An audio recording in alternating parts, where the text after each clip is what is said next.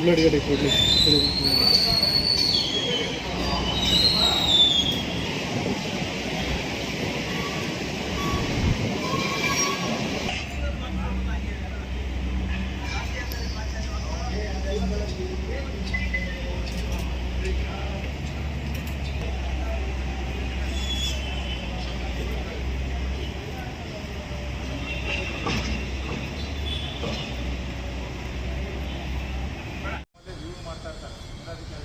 ಒಳ್ಳೆ ರೀತಿಯಿಂದ ಇದ್ದರೆ ಲಾಸ್ಟ್ 10 ಇಯರ್ಸಿಂದ ಯಾವುದೇ ಕೇಸ್ ಆಗಿಲ್ಲ ಅಂದರೆ ಮುಗಿಸಿ ಒಳ್ಳೆ ರೀತಿಯಿಂದ ಏಜ್ ಆಗಿದ್ದರೆ ಅವನು ಒಳ್ಳೆ ರೀತಿಯಿಂದ ಇದ್ದಾನ ಅಂತ